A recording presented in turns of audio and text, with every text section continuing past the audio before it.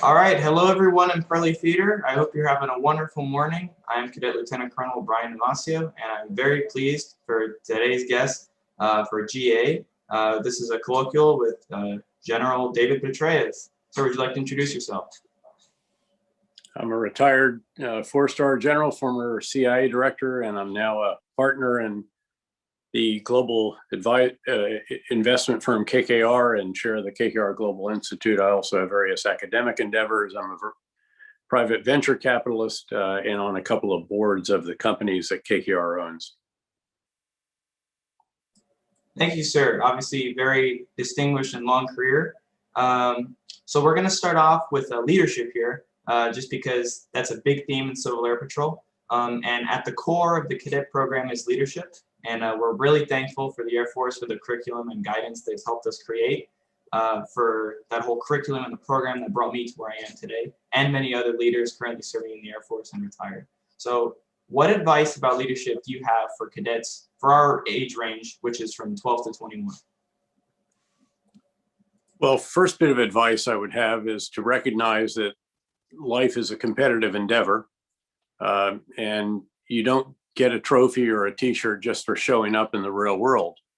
The fact is that the individuals who are proud to be average in life will get average results. And it's really those that truly achieve excellence in everything that they do who at the end of the day will receive the kinds of rewards that I assume that most individuals, if not all, who are participating in Civil Air Patrol would seek. So it starts with achieving true personal excellence. And by the way, that doesn't mean just being the best overall all the time. It also means being the best team player that you can possibly be. Second, I think I'd offer that you obviously should lead others the way that you would like to be led, and recognize, I think, or at least assume that most individuals truly do want to be all that they can be. They'd like to achieve excellence. And your job is to figure out what kind of leadership style will bring out the best in each of those who report directly to you, and then how to bring out the best in the organization collectively as well. Because leadership style should vary depending on the organization, depending on those who work directly for you, and so forth. So I think those would be the points that I would make in a very general way to individuals who are engaged in your activity. And frankly, just the fact that individuals have raised their hand and joined this particular activity, I think speaks very well of them from the get-go. Thank you, sir. I think I've had the opportunity to work with a lot of amazing young people just from my entire cadet career, from when I joined as a 12-year-old to where I am now, hand in hand. So, obviously you have a lot of experience talking about that. And when you started, it's like when your leadership began, let's say at West Point, how have you grown since then? How did that experience at a service academy help you become the leader you are today, and how did it prepare you? Well, I think leadership is the result of three different groups of activities. The first is actually formal leadership education. In the military, as I'm sure you know, there are sequential courses that you go through. There's the pre-commissioning course, which takes place at West Point or ROTC for a commissioned officer. There's a basic course, an advanced course, a staff college, a war college.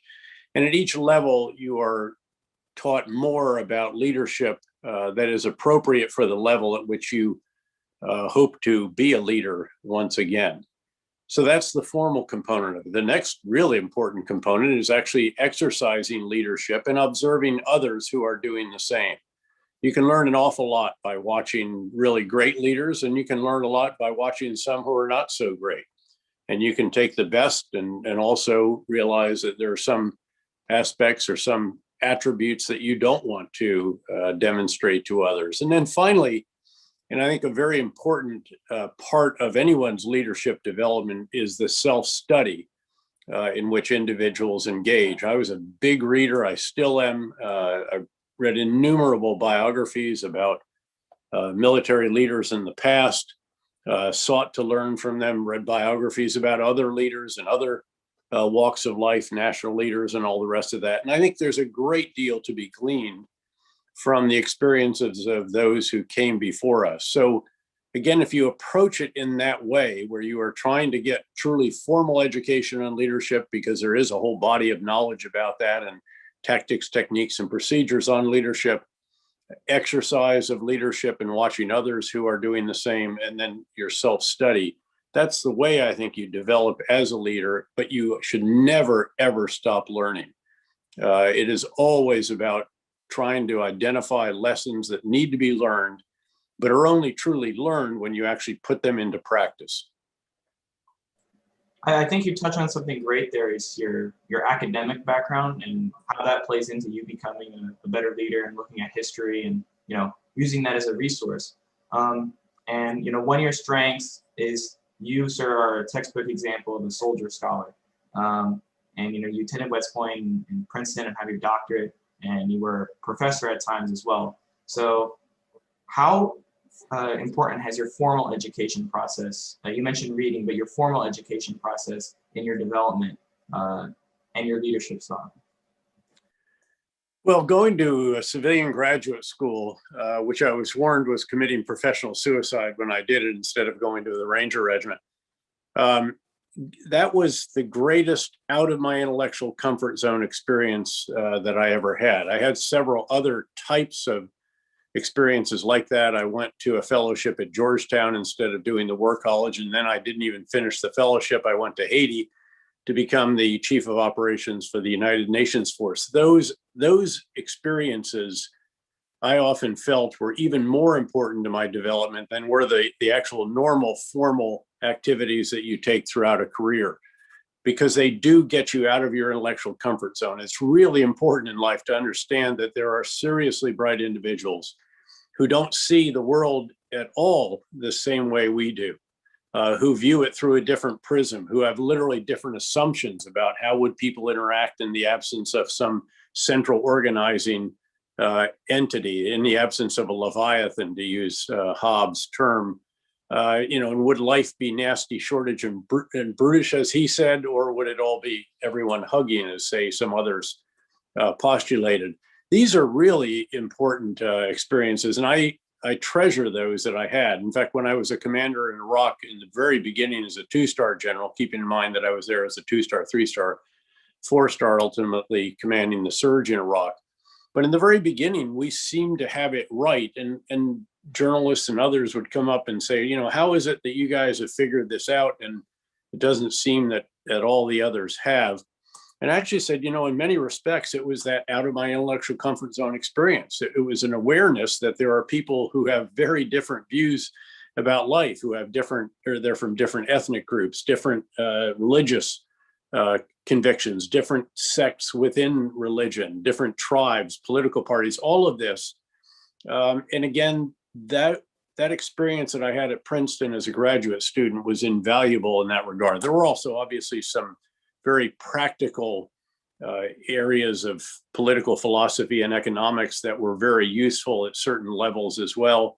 But that education was invaluable, and it also was just part of that constant thirst for learning that I talked about earlier, that generally is a hallmark of almost all successful leaders.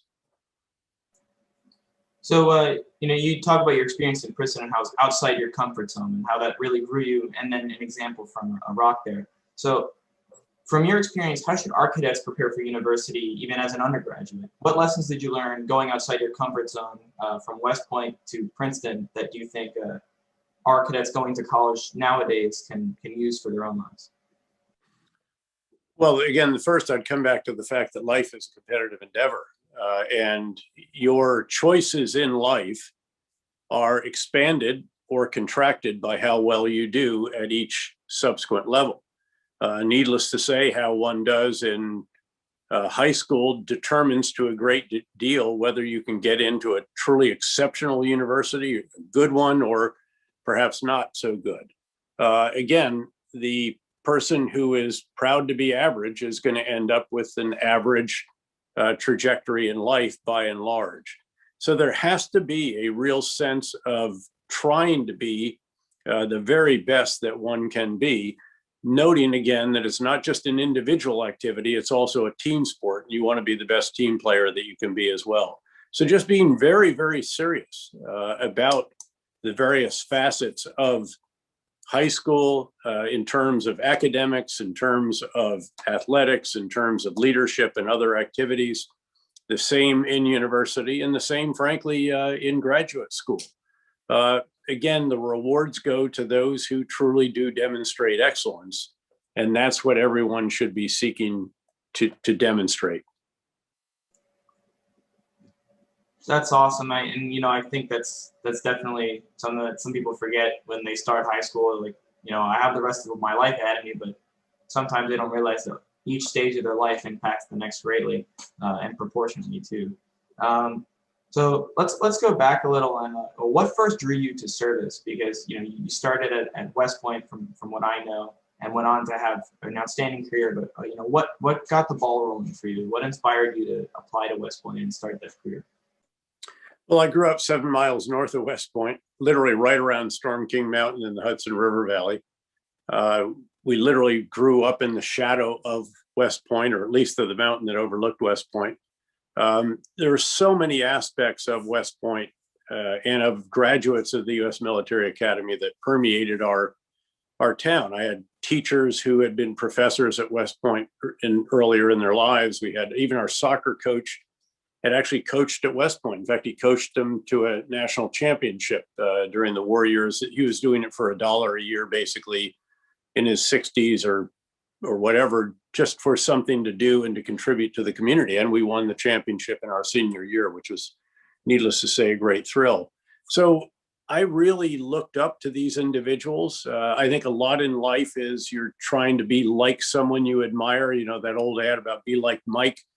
And for me, Mike was a West Point cadet, a West Point graduate, a West Point officer. And again, you just have to understand how many West Pointers were in that community and how significant a role they played in the community. My Sunday school teacher was a coach at West Point, the ski team, which I was an athlete on as well.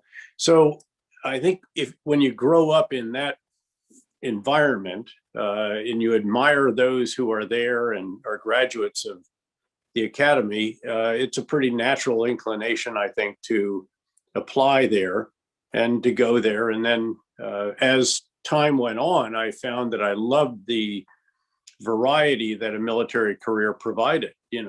It's very visceral. I was a pretty decent athlete through college, played 2 different sports at the intercollegiate level, and very much thrived on the physical component of infantry life, jumping out of planes in the middle of the night at 850 feet, going through Ranger School. And by the way, and trying to be the best I could in Ranger School, and actually won all 3 of the awards there. And what happens is, as you establish this record of achievement, you're no longer having to ask the personnel folks for an assignment because people are pulling you to their assignments. And I was privileged to work then as the aide for the Chief of Staff of the Army, a speechwriter for the NATO commander, a executive officer for the chairman of the Joint Chiefs, all of which, by the way, were also fantastic vantage points for watching senior leaders in the execution of their leadership responsibilities. So I really loved the fact that you could be very physical on one day and grad school the next, and commanding forces after that. It was a great combination of intellectual, physical, and leadership all in one career. And just when you get tired of, carrying a rucksack for 3 or 4 years and, in the middle of the night doing the walk to daylight, as we used to call it after a night jump, then something else comes along where you're doing something that's very cerebral for a period of time. When you're about tired of that, you get back into the physical component, perhaps as a leader. And again, I treasured those experiences throughout this 37 years that I was privileged to wear the uniform of the U.S. Army. And for our cadets who are trying to follow in similar footsteps and attend their respective service academies, what advice do you have for them looking back that you think can help them become the best officer and the best cadet and the best applicant they can be? Well, first of all, you got to get in. And again, getting in is a function of these generally 3 categories of performance. It's your academic performance, it's your performance and extracurricular activities, particularly in leadership roles, because they want a sense of whether the individual can lead his or her peers and so forth. And it's obviously your athletic activities. And again, those who have excelled in all three of those will have a pretty good competitive opportunity to get to a service academy. And then, of course, it's about competing at that level. And again, competing to be the best that you can be and to be the best that you can be in contributing to the effort of your organization, of your team, of your squadron, company, platoon, whatever it may be. And always keeping that in mind. I mean, as late as when I was a two-star general commanding the great 101st Airborne Division in the fight to Baghdad, I realized that the best contribution we could make was to give up on our hope to air assault into history by taking Baghdad International Airport by a heliborne assault. We had 254 helicopters, so it's an extraordinary fleet, the largest in the world of any division, 2 or 3 times the size of any other typical division. But I realized that the best contribution we could make was to support the armored and mechanized infantry brigade that was more ideally suited for what we were facing as the closer we got to Baghdad. And so when that commander called up and asked if we had any extra 155 millimeter howitzer ammo, I said, not only do we have it for you, but I'll give you the entire unit so we don't have to download it, take it off the guns. It'll get to you faster. We're just driving the entire unit to you. I said, what else do you need? He said, how about an infantry battalion? I said, where do you want it? And I gave him the battalion that I actually commanded when I was a lieutenant colonel. So we did everything we could to help them be. We put our 72 Apaches literally out in front of them every night, trying to just vacuum up the desert floor and everything else of armored, mechanized air defense and missile and rocket forces that might impede their advance. And lo and behold, they were exactly the right force for the Thunder Run that ultimately collapsed the regime and Saddam Hussein and all of his kleptocratic cronies. So again, it's always about trying to be the best you can be and trying to contribute the most you can to the organization of which you're privileged to be a part. I think that first invasion is probably a textbook military, probably taught in schools today. It was very, very fast, very effective, record speed there. And many of our cadets. It was a little bit tougher on the ground, in all honesty. I mean, with hindsight, it seems like it went very quickly. There were very, very tough fights during the fight to Baghdad. And there were periods where the enemy was quite tenacious and quite determined and quite adaptable. But ultimately, what we had clearly was enough to overwhelm them. And again, they realized that at a certain point, and then they just started to crumble and then collapse. So many of our cadets see those Apaches you mentioned, and the Nighthawks that helped you, and all that equipment, the howitzers and whatnot. And they're inspired by that, and they want to be engineers, and they want to be in the drawing boards at Lockheed or Northrop, designing the equipment that you would use in a war, just like you did then. How do you value STEM degrees in the 21st century for our aspiring engineers? Well, I think they're clearly what provide the skills that will be most relevant to what it is that the economy will require in the future. It already does. I mean, we're already very, very short in a whole host of different areas, but particularly when it comes to a variety of different cyber skills, everything from, again, systems integration, software development, all of these types of skills are in very, very short supply in the United States. And we often, in fact, take immigrants from all around the world to try to satisfy the extraordinary demand that, again, far outstrips the supply that we're producing organically in the United States. So those skills, I think, are very, very important. But I also think it is very significant that individuals develop an ability to think critically and to communicate in writing and in speech. The truth is that all of those great skills will be vastly more valuable if the individuals can write well, communicate well, brief well, speak well. Those are absolutely crucial skills as well. And so I'm always a bit concerned if someone is just so completely into the STEM courses and then tends to ignore some of these other aspects of education, of a liberal arts education, that I think are universally valued and always in short supply. I mean, there are never enough people that again can communicate effectively and in writing and in speech.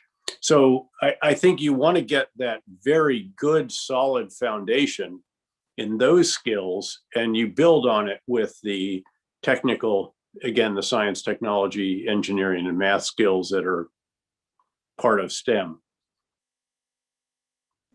So something that's that the academy looks for, in my experience as an applicant, is the well-rounded applicant, and I think you just touched on that with having strong ability to communicate and think critically, and also be able to excel in mathematics and engineering. And I think that's the type of leader that the 21st century needs. And kind of, I'm going to pivot a bit on what the 21st century needs. Cybersecurity and cyber warfare, which is a huge part of the Civil Air Patrol program. And 2017, I attended a talk with you and author Fred Kaplan, where you discussed cyber warfare. And CAP really values that. And we have our own program called Cyber Patriot, where we train our young cadets on how to be well-versed in the cyber realm, look into cybersecurity careers, and really build up that gap, as we saw recently with situations like SolarWinds. So how do you value preparing our cadets for cyber education and cybersecurity? Well, another wonderful field in which to have some expertise, because clearly it is one of the major threats to our national security. It's also a major threat to a variety of other activities, not the least of which is avoiding a variety of scams, cyber ransomware, I mean, there are just so many challenges out there in the cyber realm. I'm on the board of the largest pure play cybersecurity services firm in the world, Optiv. And again, the threat array is just constantly evolving, and it's getting ever more diabolically clever and sophisticated. And SolarWinds clearly is the most sophisticated hack in history, and one, the extent of which we won't know perhaps for years.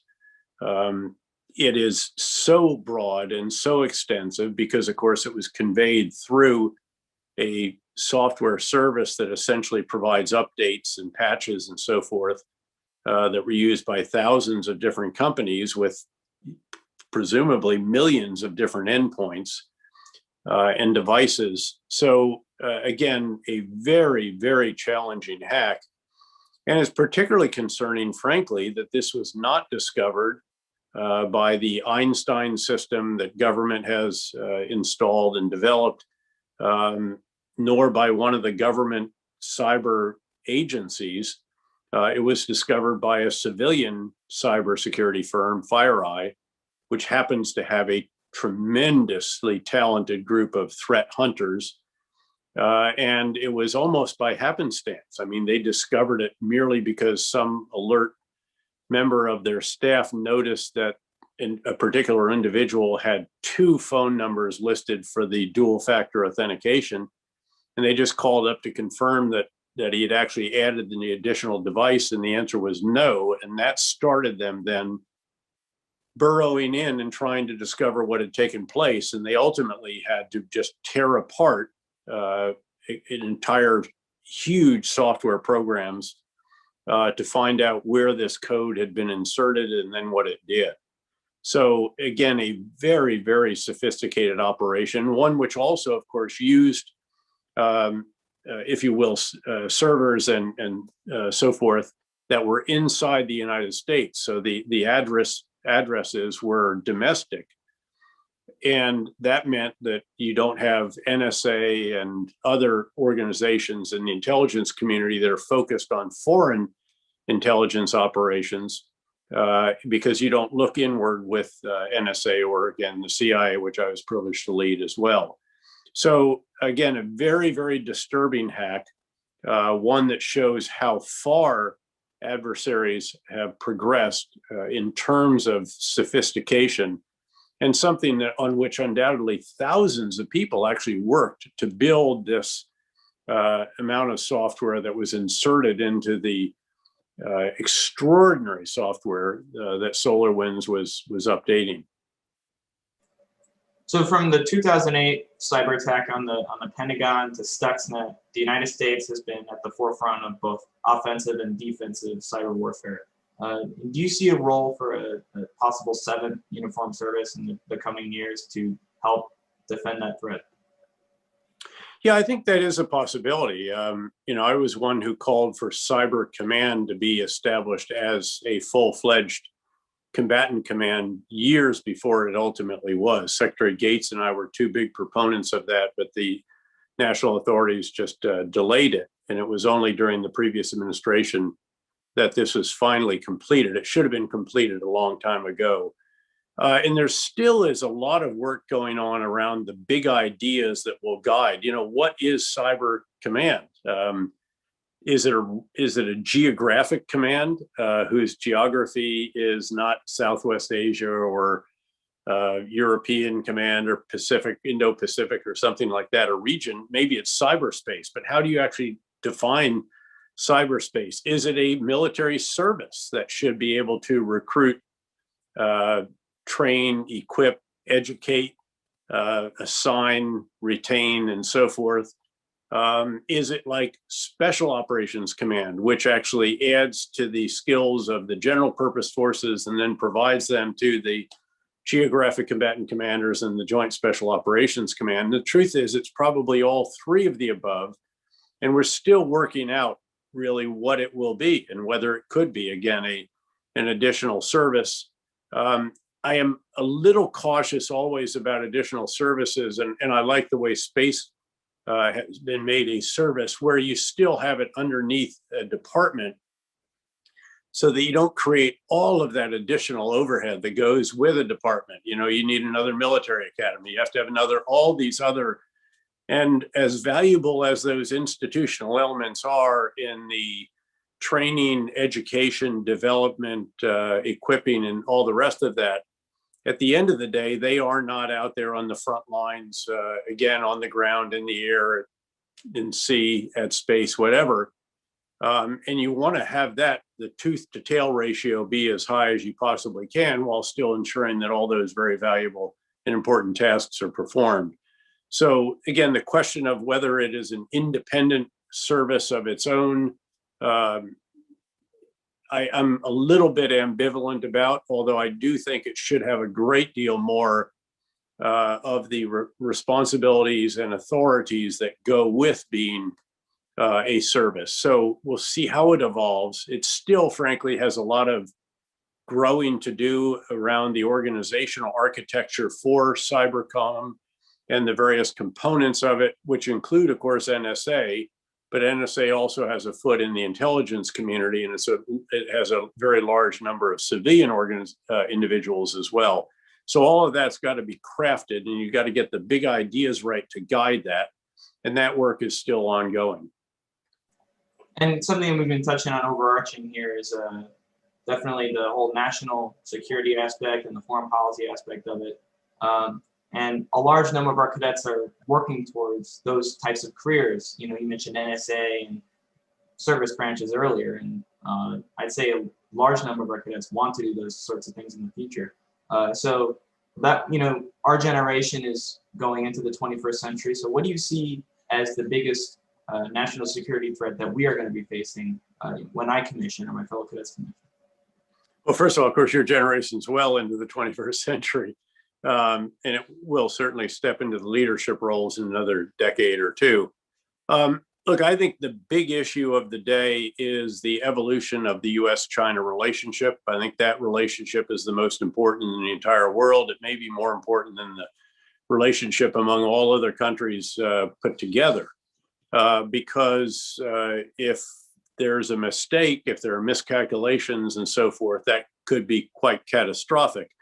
But you have the world's two superpowers, one of which has evolved very, very rapidly over the course of the last 41 or so years since Deng Xiaoping welcomed the world to China. the fastest economic growth that any country ever has remotely achieved, and one that is now very much spreading its wings in a whole variety of different ways, including in terms of its military capabilities and reach. And again, it's vital that the US and China determine a way to have engagement, to cooperate in those areas like climate and countering the pandemic and the economic downturn associated with it, compete in a variety of other ways, but do it as fairly as is possible. And then there will be areas where our core interests are truly conflictual, where they collide. And there we need to make sure that our deterrent capabilities are very, very well recognized, that our capabilities and the will to use them are understood by our potential adversaries, so that we avoid some kind of military collision that would be just catastrophic and could be catastrophic in a nuclear age.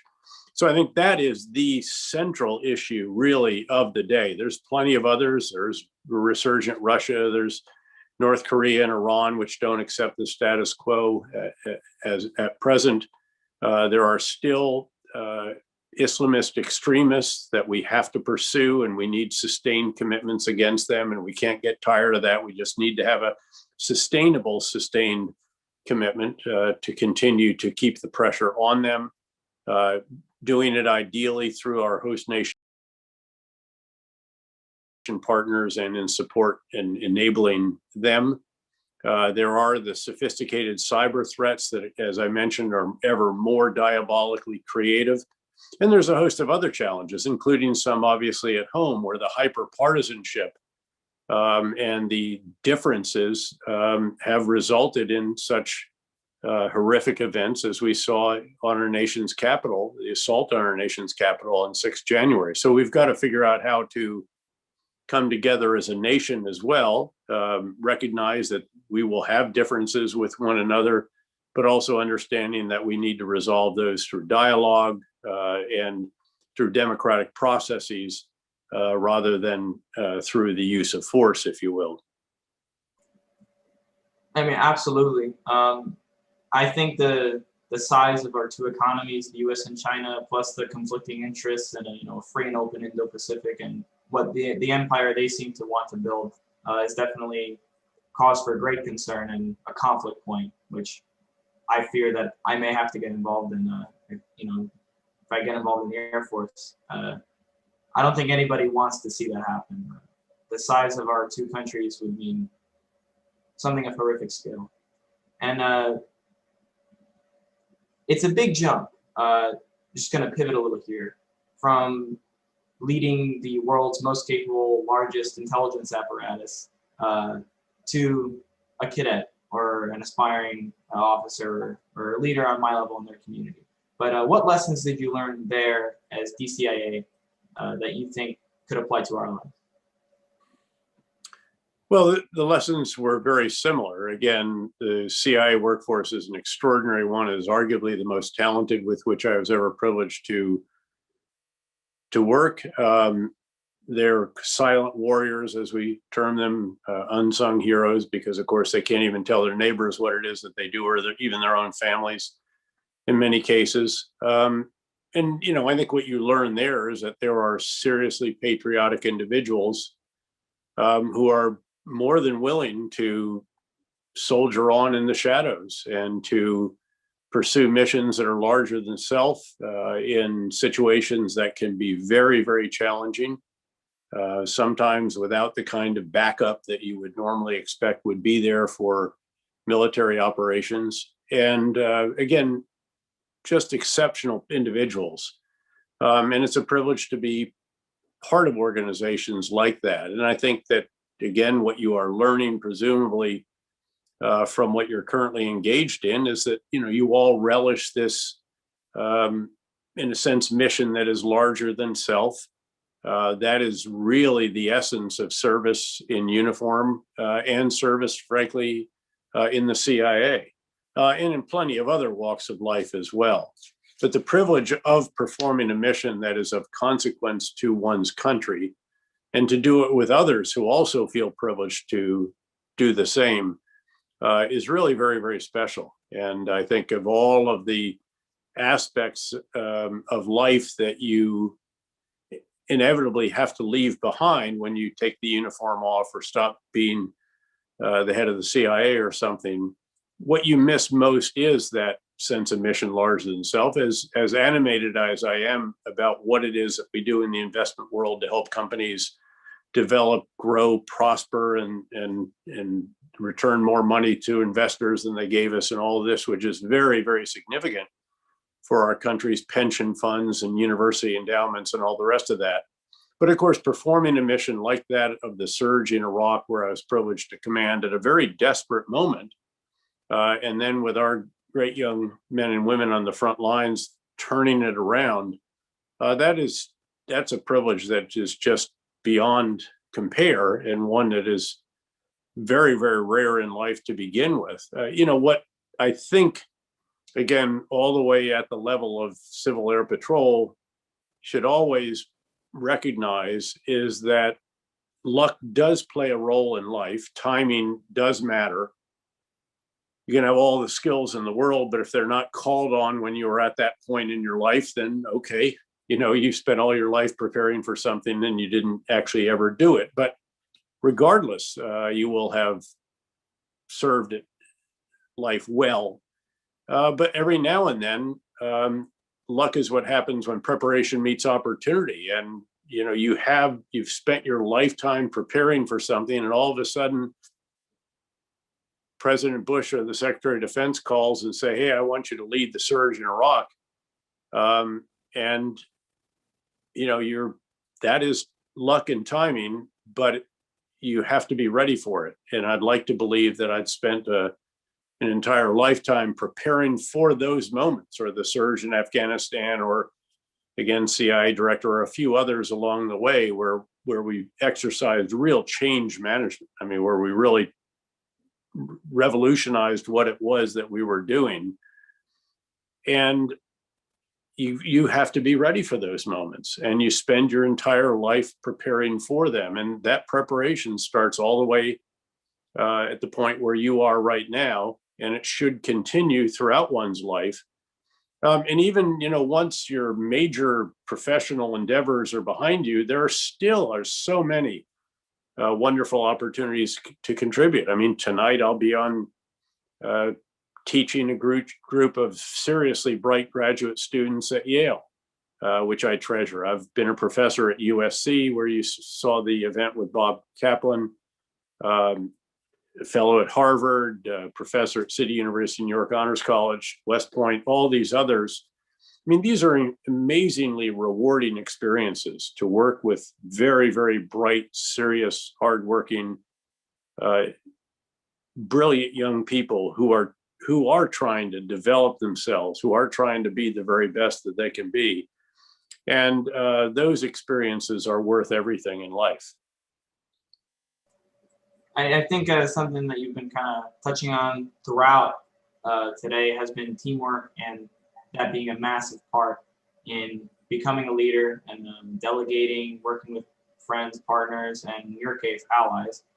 So again, as I mentioned earlier, before the interview, I am a dual citizen with a NATO country, and I value that relationship and the cooperation and the friendship and teamwork that Italy and the United States have enjoyed for the past almost century. So what lessons about teamwork did you learn working with allies? And can you describe what it was like to command forces like the multinational force that were from around the world? And what unique leadership challenges did that present? Well, Winston Churchill got it right, as he did on so many other things, when he said that the only thing worse than working with allies is working without them. And what he was getting at here is that it takes a lot of coalition maintenance effort, coalition management. To have a huge coalition, I think we had over 60 countries in the coalition in Afghanistan, for example.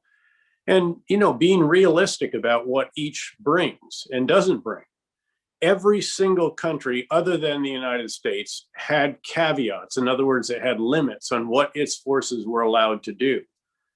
It also each country had strengths and each country typically had some shortcomings. And we generally had to compensate for the shortcomings to mitigate the risks that resulted from them by providing the capabilities those forces were lacking from US forces. We even had one country that was not allowed to conduct offensive operations. Now that's a fairly significant limitation.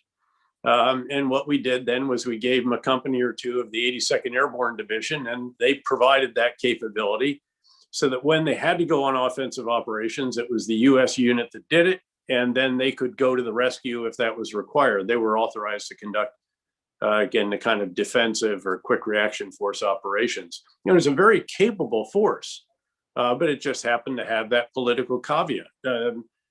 Every single force had that. Even those of our very best partner, the UK, I realized when a subordinate commander wanted to move the UK forces a few villages over in a very tough province, Helmand province, and keep in mind how difficult the casualties had been for the UK until our very substantial increase in forces. But the next thing you knew, the prime minister was in Kabul, and we ultimately were not allowed to do what I thought should have been allowed just at a tactical commander's level, much less at my level as a strategic commander.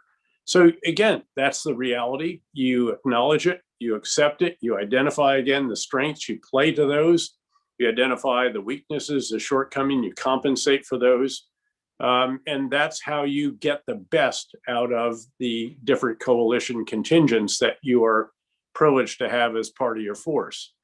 But, it can get pretty interesting at times. I realized one time that I was hosting a particular prime minister and his minister of defense and minister of foreign affairs and chief of defense staff and all the rest of this stuff. And I was giving that individual more minutes of my time than his country was providing us soldiers.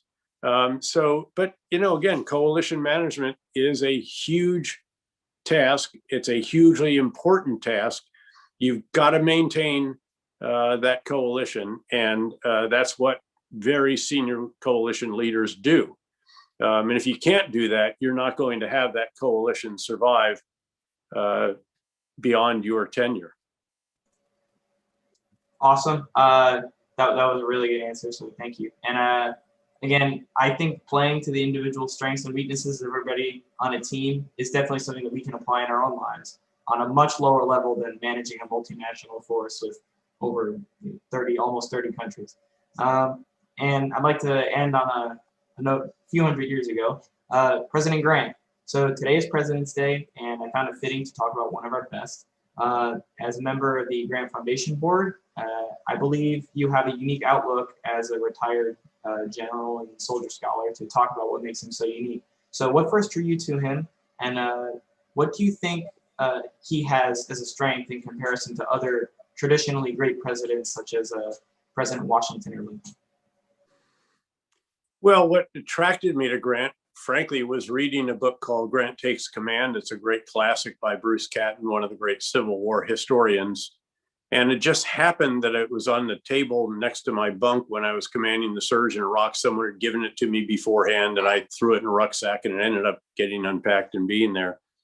And I started reading, and I realized that, that his qualities were so extraordinary. All of it in a very modest individual, by the way, very taciturn, not on transmit the way many that achieve high rank can be when they get there.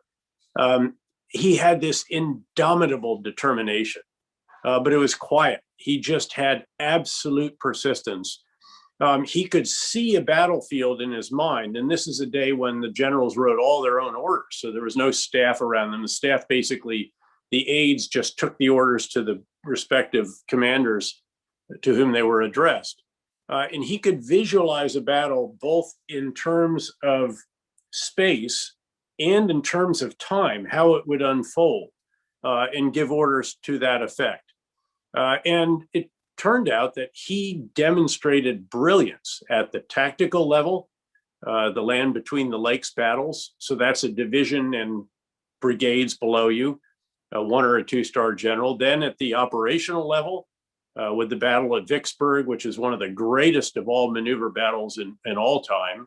And then at the strategic level, when Lincoln finally brings him east and puts him in charge of all of the Union forces, after trying virtually every other senior leader, every one of whom was found wanting in that position, and Grant just quietly put together the overall strategic plan, which ultimately saved the Union because it achieved victories that ensured Lincoln's reelection in 1864, which was not a sure thing until Sherman's victory in Atlanta and Sheridan's victory in the Shenandoah Valley.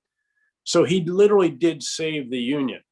But above all, again, he had this beyond modesty. I mean, he wore the uniform of a private. He did have shoulder straps that had the number of stars that he had at any given time, but that was about it. And so the contrast with other generals was very, very significant. But the genius that he had, this ability to absorb a lot of detail, to listen to all of it, and then to give the orders that would reverse a bad situation, such as he did at Chattanooga, where they came in and his forces were literally encircled. They had to fight to get in. Or in Bloody Shiloh, where at the end of the first day, Sherman and he were surprised. It was the worst battle probably they had during the entire war. Their forces are clinging to the Tennessee River as ships are delivering additional reinforcements with which Grant hopes to reverse the tide the next morning. And it did. And he ultimately owned the field at the end of that battle. But the outcome was by no means certain. And Sherman came up to him in the dark and he said, "Well, Grant, we've had the devil's own day today, haven't we?" And Grant said, "Yep, lick him tomorrow, though." And that was the kind of spirit that is required. And during the surge in Iraq, I remember telling that very story, and lick 'em tomorrow became a bit of a response to a very, very tough day. And these are the qualities that he had. There were also many other really impressive qualities, but I think it was in truth as a soldier that he was most outstanding. And frankly, there is no other US Army general who has demonstrated true brilliance at the tactical, operational, and strategic level. At least not without some blunders along the way, which he really avoided throughout his career. Certainly as a president, there were many outstanding achievements. There were also some disappointing developments in a variety of different ways as well. And you would never equate him as the president to one such as the founder, George Washington, or Lincoln, who again saved the Union as the president and freed the slaves and took these very dramatic decisions. But certainly Grant, with Reconstruction, sought to do a very, very the honorable thing. He tried to do that with respect to Indians. There were a variety of other initiatives that he took were impressive, but then there were some, unfortunately, where he did occasionally put too much trust in individuals whose behavior really in the end didn't warrant that trust. It almost was what brought Grant down at the end, because he'd given all of his money to this very seemingly brilliant investor, only to find out that that individual was the Bernie Madoff of his day, and he had lost all the money. And so that's why Grant had to write his memoirs. He had the only way he could provide for his family was by doing that. And he was doing it while facing throat cancer that was getting worse and worse and worse. And he was literally writing for his life. And he finished the final edits a day or so before he ultimately died. And that memoir was the bestseller of its day.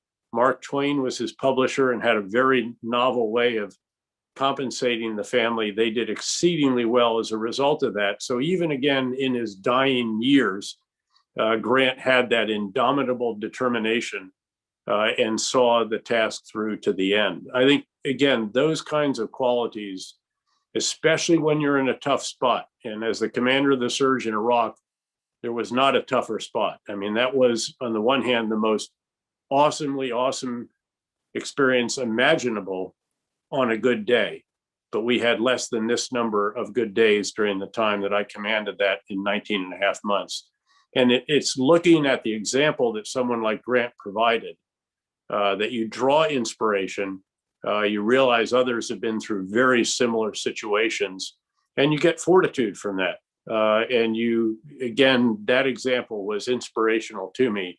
And that's frankly why I have been so happy to be on the Grant Monument Association board, to do quite a bit academically, if you will, to try to be a grant scholar, and to promote those books and other initiatives that are ensuring that the appreciation of grant is what it should be, rather than what was run down, frankly, by Southern historians in the previous century, when they were trying to build up the lost cause mythology and all the rest of that. In fact, there's a great new book out called Robert E. Lee and Me, The Southern Comes to Reckoning with the Lost Cause Mythology, that I commend to all of you. I've interviewed the author of that. He's a retired one-star former history department head at West Point twice already, and we'll do it another 2 times at least.